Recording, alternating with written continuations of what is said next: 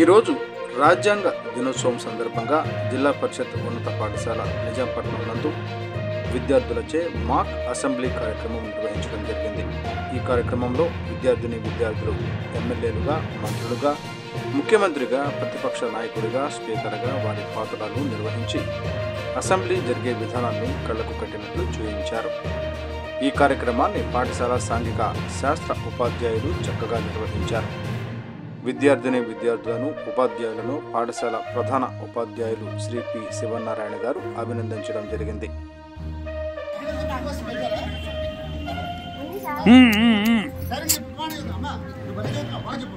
సభకు నమస్కారం.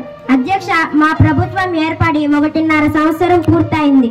అధ్యక్ష, మా ఎన్నికల హామీల్లో భాగంగా మా ప్రభుత్వం సూపర్ 6 అనే పేరుతో 6 పథకాలు ప్రవేశపెట్టడం జరిగింది. సమర్థతంగా అమలు చేస్తున్నాం. అధ్యక్ష, యువతలకు 20 లక్షల ఉపాధి అవకాశాలు లేదా నెలకు 3,000 నిరుద్యోగ భృతి. అధ్యక్ష, స్కూలుకి వెళ్లే ప్రతి విద్యార్థికి తల్లికి వందనం సంవత్సరానికి 15,000 రూపాయలు ఇవ్వడం జరిగింది. అధ్యక్ష, ప్రతి రైతుకు ఏటా 20,000 ఆర్థిక సాయం. అధ్యక్ష, ప్రతి ఇంటికి ఉచితంగా ఏడాదికి 3 గ్యాస్ సిలిండర్లు ఇవ్వడం జరిగింది. అధ్యక్ష, ప్రతి మహిళకు నెలకు 1,500. అధ్యక్ష, ప్రతి మహిళకు బాలికలకు ఉచిత బస్సు ప్రయాణం.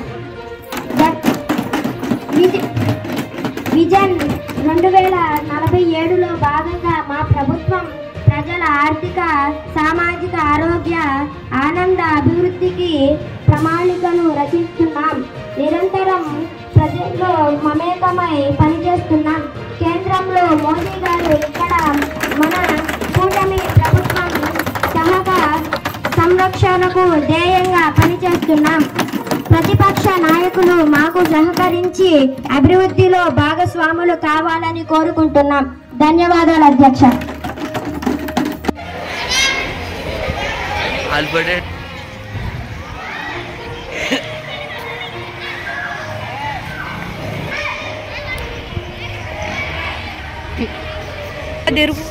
ఎవరిని ఎవరు చేయమన్నారు?